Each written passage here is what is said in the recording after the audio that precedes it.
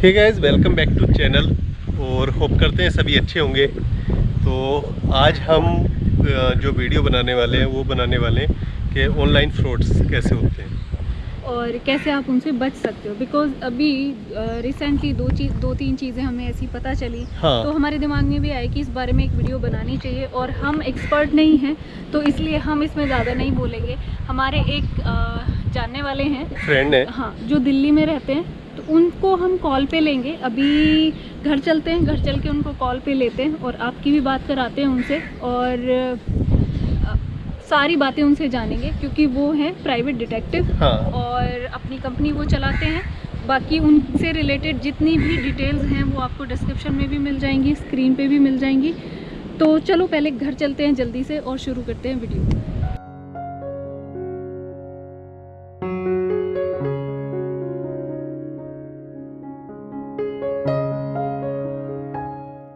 So welcome to channel sir.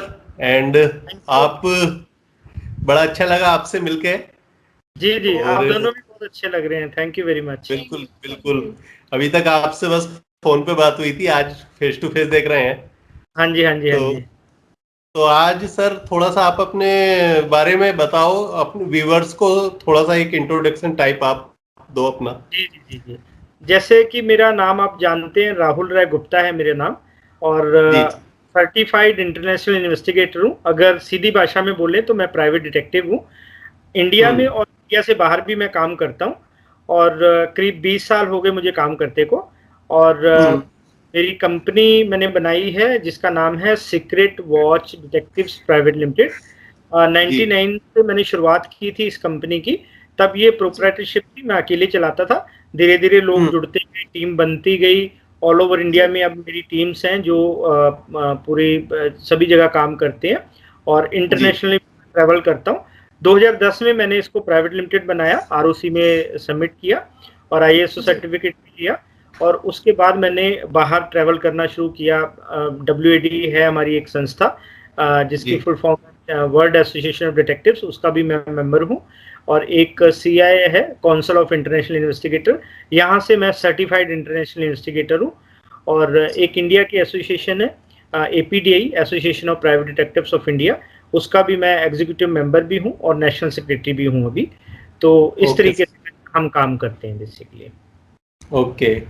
जी। तो बड़ा अच्छा लगा पहले तो जान के आपके बारे में कि आप का जो काम है काफी लोगों को हेल्प करता है, प्लस काफी लोगों की लाइफ हाँ इजी करता है, बर्बाद होने से भी बचाता है कहीं ना कहीं। जी जी जी जी। लेकिन जो सबसे पहले, जी सर आप बोलिए। जो बदमाश लोग हैं उनको थोड़ा ट्रबल भी देता हूँ मैं। हाँ जी। उनको तो सबसे प्रॉब्लम पहले मैं आपसे पूछूंगी, जी। आज की लाइक मोस्टली केसेस आपके पास कैसे आते हैं? जैसे क्या क्या प्रॉब्लम्स लोग लेके आते हैं जो यूजुअली आजकल आती रहती हैं आपके पास?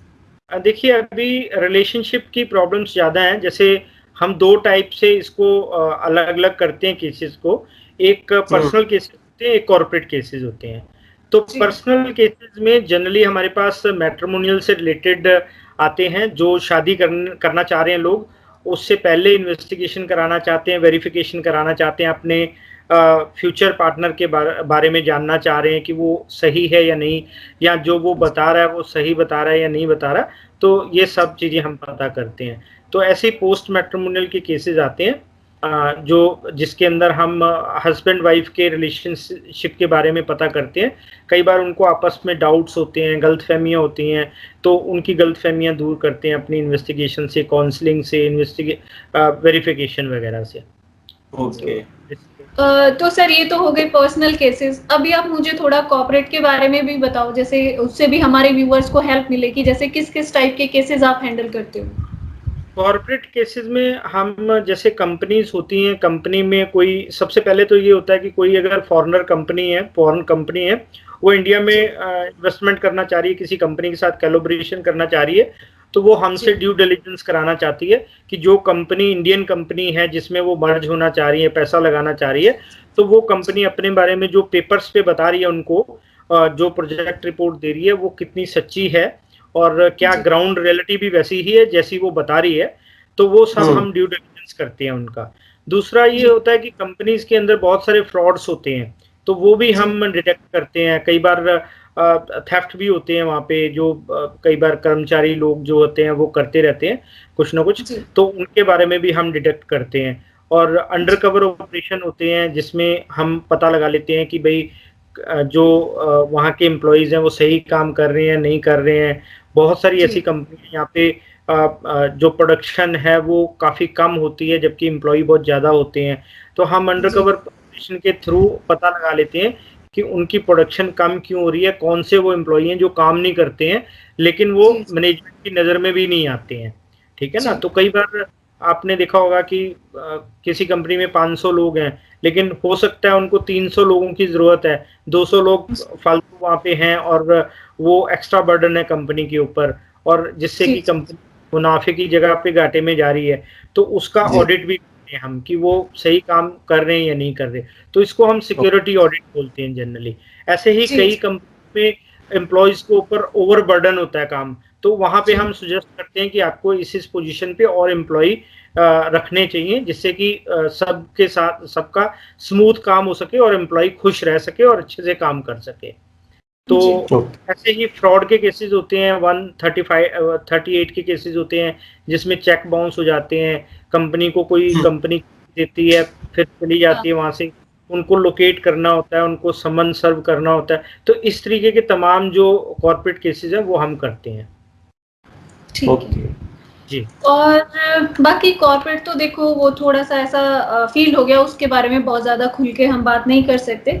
बाकी पर्सनल केसेस की अगर हम बात करें तो आप पर्सनली जैसे क्या बोलना चाहोगे कि लाइक किन किन बातों से संभल के रहना चाहिए कि आप अवॉइड कर सकें लोग उन चीज़ों को, या कोई एक ऐसा जैसे साइन की जो बिल्कुल लाइक है कि अब भी बस आपके पास आने की ज़रूरत है, चीज़ें बहुत बिगड़ चुकी हैं।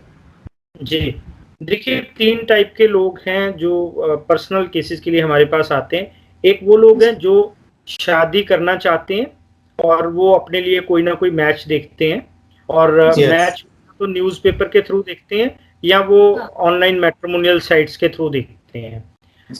उन मैचेस के बारे में, चाहे वो लड़की हो चाहे लड़का हो, उनको पता नहीं होता कि उनकी असलियत क्या है। वो उतना ही जानते हैं जितना सामने वाला उनको बताता है, ठीक है। और सामने वाला उनको गलत भी गाइड कर सकता है, गलत भी बता सकता है, अपने बारे में स्टोरी भी बना सकता है, तो उनको वेरीफाई करना बहुत जरूरी है। तो कुछ लोग वेरीफाई करते हैं, कुछ लोग बड़े अलर्ट होते हैं, वो वेरीफाई करते हैं, हमारे पास भी आते हैं और खुद से भी वेरीफाई कर लेते हैं चीज़ों को, अलर्ट होते हैं। कुछ लोग सोचते हैं कि नहीं, दुनिया जैसे बहुत से लोग ऐसे हैं जो बहुत शरीफ होते हैं, खुद भी ऐसे होते हैं और दूसरे दुनिया को भी ऐसा समझते हैं कि हम जैसे हैं, दूसरे भी वैसे ही हैं। अगर हमने सही बताई ये बात तो सामने वाला भी सही बता रहा है, तो उसमें उनको दिक्कत ये होती है कि कल को फ्रॉड का शिकार हो जाते हैं, फिर वो समझते हैं। तो मैं समझता हूँ कि ठोकर खाने से पहले अगर हम संभल जाएं तो वो हमारी इंटेलिजेंस है। तो मैं गाइड करता हूँ लोगों को कि भाई आप ठोकर मत खाओ, ठोकर खा के तो कोई भी सीख लेता है, लेकिन आप ठोकर खाने से पहले सीखो। अब वो ठोकर आपके लाइफ की बहुत बड़ी घटना भी हो सकती है, आपको इमोशनली वीक भी कर सकती है, आपको फाइनेंशियली भी वीक कर सकती है। तो आपने ठोकर खानी, अगर हम जैसे लोग हैं गाइड करने के लिए, ठीक है, आप हमारे पास आओ, हमसे डिस्कस करो, केस डिस्कस करो, फोन पे करो, जूम मीटिंग में करो, स्काइप पे करो और मिलके करो। अगर आप ऑफिस आ सकते हो तो हम आपको गाइड करेंगे और आप हमारी गाइडेंस का फायदा उठाओ, हमारी एक्सपर्टीज का फायदा उठाओ, हम आपको किसी भी फ्रॉड होने से आपको बचाएंगे। तो ये तो हो गया जो शादी करना चाहते हैं लोग, लेकिन अभी डेटिंग ऐप भी आ गए हैं। कुछ लोग जो है कॉलेजिएट बच्चे हैं जो अपने लिए एक पार्टनर ढूंढना चाहते हैं, कैजुअल रिलेशनशिप करना चाह रहे हैं, हुकअप्स करना चाह रहे हैं, लेकिन उनको पता नहीं है कि जितने भी डेटिंग ऐप हैं उनके ऊपर ज़्यादातर जो है लोग ऐसे सेक्स रैकेट चला रहे हैं, या ऐसे फ्रॉड लोग बैठे हुए हैं, या ब्लैकमेलिंग का सिस्टम उन्होंने चला रखा है। वो किसी तरीके से दोस्ती करते हैं वहाँ पे डेटिंग ऐप पे, और दोस्ती करके फिर मोबाइल नंबर ले लेते हैं, व्हाट्सएप पे बात करते हैं, फिर व्हाट्सएप वीडियो कॉल करते हैं। वीडियो कॉल पे कई बार जब हम एक दूसरे से बात करते हैं, अपोजिट सेक्स बात करते हैं, तो वो एक दूसरे को कहते हैं कि ठीक है हम फोन सेक्स करते हैं या वीडियो कॉलिंग पे ऐसा कुछ करते हैं। तो अगर सामने वाला, वो लड़की हो चाहे लड़का हो, वो ऐसा करता है तो जो दूसरा पक्ष होता है वो उसकी वीडियो बना लेता है, तो वीडियो बना करके फिर ब्लैकमेलिंग शुरू होती है। ऐसे बहुत सारे केस हमारे मतलब इंडियन उसमें आ रहे हैं, ठीक है ना, हाँ। जिसमें बचने की जरूरत है। तो आपके जो व्यूअर्स ये मतलब वीडियो देख रहे हैं, मुझे तो ऐसा लगता है कि उनको ये वीडियो शेयर भी करना चाहिए अपने दोस्तों को, ताकि वो बता सकें कि इस तरीके की चीजें हो रही हैं, तो वो अलर्ट रहे, किसी को बिना जान पहचान के अपना मोबाइल नंबर ना दे, व्हाट्सएप नंबर शेयर ना करें, और अगर कर भी दिया गलती से तो वीडियो कॉलिंग पे तो बिल्कुल बात मत करें, क्योंकि वीडियो कॉलिंग पे अगर आप बात करते हो, कल को अगर आप इमोशनल होके अगर आपने कुछ गलत कदम उठा लिया, या आप न्यूड हो गए वहां पे, या आपने कोई ऐसी पिक्चर भेज दी अपनी, तो कल को आपको ब्लैकमेल किया जा सकता है। तो उससे बचने के लिए जरूरी है कि आप थोड़ी सावधानी रखिए। तो तीसरा मेरा जो था वो है शादी के बाद का, जैसे हस्बैंड वाइफ में कुछ झगड़े होते हैं, आपस में कुछ गलतफहमियां होती हैं, तो उसमें हम उनका पता लगाते हैं। अगर हस्बैंड आता है तो वाइफ का पता लगाते हैं, तो वाइफ आती है हस्बैंड का पता लगाते हैं। तो काफी सारे मामलों में गलतफहमियां निकलती हैं, कई बार ऐसा कुछ होता भी है जिसका हम प्रूफ भी दे देते हैं। तो ये बेसिकली 3 टाइप के केसेस हमारे पास आते हैं पर्सनल लेवल पे जी। और इनसे ना बहुत सारी लाइफ बच भी जाती है, बहुत सारी लाइफ खराब भी होती है, जो अगर ये केसेस सोल्व नहीं होते हैं तो टाइमली मतलब जी, टाइम का तो देखिए बहुत अपने आप में एक इम्पोर्टेंस है। टाइम से अगर हम खाना खाते हैं, टाइम से हम सोते हैं, टाइम से कुछ भी करते हैं, तो वो ठीक रहता है। अगर बिना टाइम के करेंगे तो उसका कोई फायदा नहीं होगा, फिर उसका नुकसान ही होगा। तो ये चीज है। रिश्तों को भी अभी ऐसे ही संभालने की जरूरत है कि रिश्तों को भी अगर हम टाइम से संभाल लें, रिश्ते भी देखिए एक पौधे की तरह होते हैं, तो उनको टाइम टू टाइम डेली, जैसे हम कहते हैं कि शादी तो एक बार होती है, लेकिन रोज निभानी पड़ती है शादी, ठीक है ना। तो आप जैसे कपल हो तो आपको भी ख्याल रखना पड़ता होगा एक दूसरे का, आप टेक फॉर ग्रांटेड नहीं ले सकते एक दूसरे को, है ना। तो आप एक दूसरे का ख्याल नहीं रखोगे तो कहीं ना कहीं फिर वो जो छोटी छोटी चीजें हैं वो कल को बड़ी चीजें बन जाती हैं, जो कि कई बार सेपरेशन का कारण बन जाता है। तो टाइम टू टाइम बात कर लें उन चीजों पे तो बेटर रहता है। आजकल एक्चुअली प्रॉब्लम यही है कि लोग ना आपस में, उनके पास या तो टाइम नहीं है, या वो मोबाइल में अपना इतना बिजी रहते हैं सोशल मीडिया में। आप देखोगे कि सोशल मीडिया पे तो कपल बहुत अच्छे लगते हैं, ऐसा लगता है कि आइडियल कपल है और इनसे बढ़िया कोई कपल हो नहीं सकता, लेकिन वही अगले दिन ऑफिस में आके बैठे होते हैं, डिस्कस कर रहे होते हैं केस अपना, ठीक है ना। तो मेरे को बड़ा अजीब सा लगता है कि भाई हमारी लाइफ में चल क्या रहा है, हमारी इंडियन लाइफ में। तो हमें मतलब हमें इसके बारे में सोचना चाहिए, एक दूसरे को टाइम देना चाहिए और अपनी रिलेशनशिप को स्मूथ करना चाहिए। तो ये बहुत जरूरी है जी। अभी आप पर्सनली कुछ भी कहना चाहो, जैसे किसी भी बारे में जो आप चाहते हो कि व्यूअर्स को पता लगे, वो अवेयर हो चीजों को लेके, एक मैसेज छोटा सा आप। जी देखिए, मेरा आपके व्यूअर्स के साथ मैसेज ये है कि पहली बात तो ये है कि आप अलर्ट रहिए। जैसे आप सोशल मीडिया, आज की डेट में हर कोई सोशल मीडिया यूज करता है, तो आप चाहे फेसबुक यूज करिए, चाहे इंस्टाग्राम यूज करिए, चाहे आप ट्विटर यूज करिए, चाहे आप व्हाट्सएप यूज करिए, तो कोई भी सोशल मीडिया यूज कीजिए। या आजकल जैसे ट्रेंड है कि लोग कोई भी टॉपिक लेके वीडियो बनाते हैं और यूट्यूब पे डालते हैं, तो बाद में उनके फॉलोअर्स बनते हैं।